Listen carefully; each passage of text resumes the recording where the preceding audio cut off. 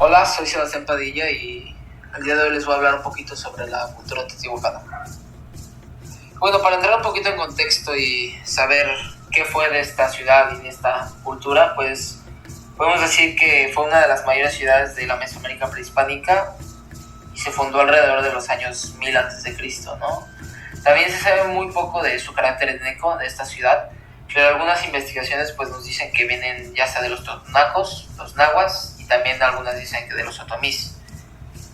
También, ¿qué más podemos decir? Bueno, que Teotihuacán, como comentamos, era una ciudad muy grande, entonces podemos llegar a decir que también era equivalente a la antigua y enorme Roma imperial, ¿no?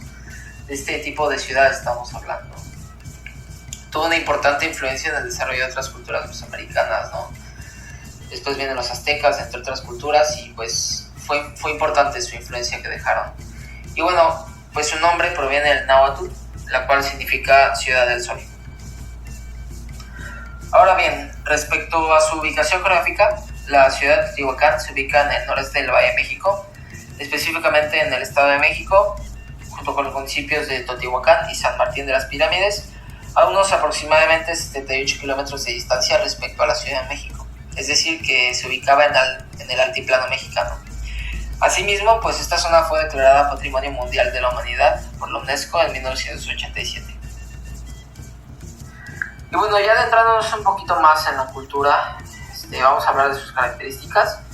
Y bueno, podemos decir y empezar hablando que tenían un sentido único y diferente de la arquitectura, ¿no? Eran unos expertos constructores y tenían este sentido monumental de esta profesión, ¿no? Podemos hablar de construcciones como la Pirámide del Sol, de la Luna, el Templo de Quetzalcóatl, entre otras, ¿no? También sus paredes las pintaban con motivos alegóricos de su religión y de su cosmovisión, así como tenían una hermosa cerámica ritual, ¿no? Ahora bien, vivían en un contexto influenciado para el desarrollo agrícola y la explotación de la obsidiana, ¿no? Es decir, que sus alrededores pues se basaban en este sentido, ¿no? Y bueno, su estructura social era formada por sacerdotes, guerreros, comerciantes y agricultores. Ahora bien, hablando sobre su religión y sus dioses, decimos que tenían una religión politeísta, es decir, que creían en muchos dioses. Así como volvemos a esta influencia que comentamos en el principio, poseían muchos puntos de contacto con otras culturas mesoamericanas, tanto previas como posteriores, en cuestión a sus deidades. Una de ellas es la serpiente emplumada, en este caso Quetzalcóatl, con los teotihuacanos, donde es venerado en diferentes maneras, ¿no? Es venerado con un templo, así como está presente en forma de estatuillas, murales, entre otras representaciones. También hablamos de otros diferentes dioses que eran importantes en la cultura, como lo fue Tlaloc, que era el dios de la siembra, Huehueteotl, que era el dios del fuego, y Tezcatlipoca, que era el dios del cielo y de la tierra. Asimismo, también veneraban distintos animales y que eran míticos y sagrados para ellos.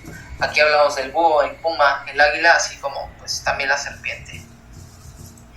También decimos que pues involucraban ritos que traían sacrificios humanos.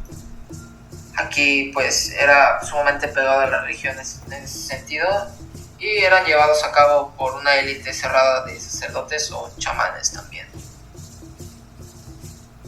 Posteriormente vamos a hablar de su economía.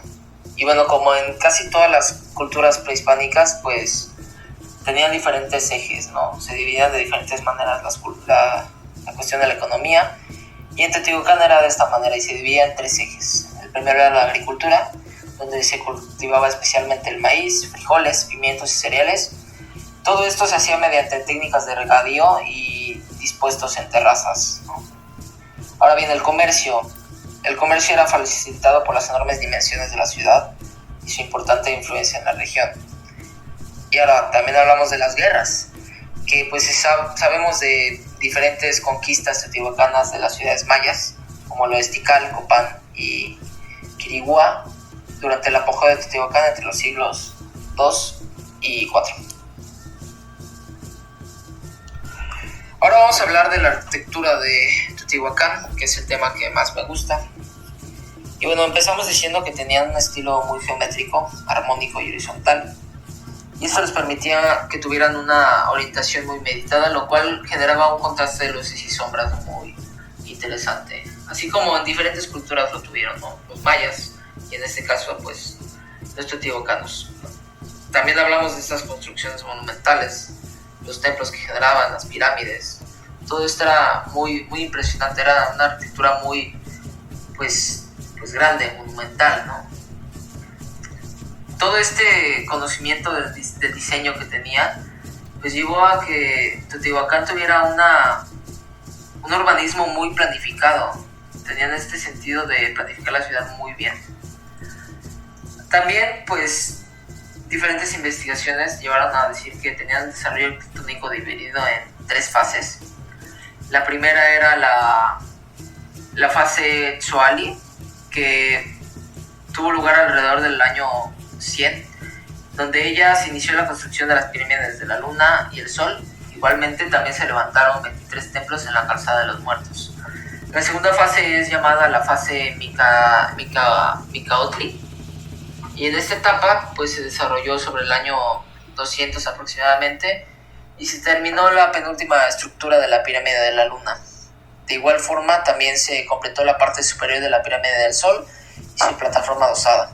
Por otra parte, también se construyeron la ciudadela y el templo de Quetzalcóatl. Aquí podemos ver un desarrollo arquitectónico bastante grande o prominente. Y la última fase, hablamos de la fase de la Mimilolpa, que sucede entre los años 300 y 400, donde se construyeron el gran conjunto y las habitaciones de piedra, así como diferentes caracoles emplumados. También los arquitectos añadieron una plataforma al templo de Quetzalcóatl y se levantaron los edificios más importantes de la Calzada de los Muertos. Así, otros edificios construidos en esta fase fueron el Palacio de Quetzalpóatl y la Plaza de la Luna, entre diferentes construcciones que surgieron. Pero hablamos de este desarrollo arquitectónico que fue dividido en 3 fases. Y bueno, para concluir este tema de arquitectura y en sí la presentación, vamos a hablar de los materiales y las técnicas que ocuparon. Y bueno, podemos decir que el principal material utilizado por los arquitectos de esa época fue el llamado cemento teotihuacano, que es una mezcla de piedra volcánica molida y lodo que recubría los edificios. Encima de esta se colocaba una capa de enlucido de cal que servía como base para las pinturas ornamentales que solían hacer en esta cultura. La cimentación y los basamentos, por su parte, se construyeron con tepetate, un tipo de roca muy típica de la zona.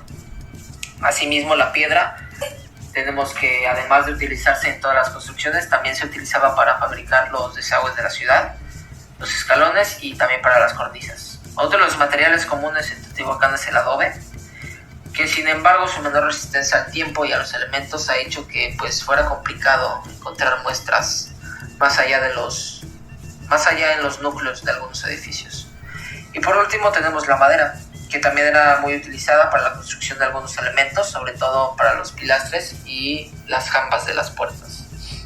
En cuestión a las técnicas, tenemos que utilizaron construcciones donde destacó el tablero talud, que es la técnica de la cual son pioneros, y bueno, es usada sobre todo en pirámides y templos.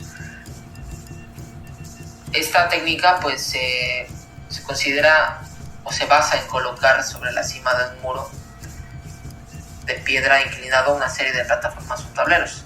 Sobre estas plataformas se repite la misma estructura y así sucesivamente hasta alcanzar la altura deseada. Y bueno, esto es prácticamente todo lo de la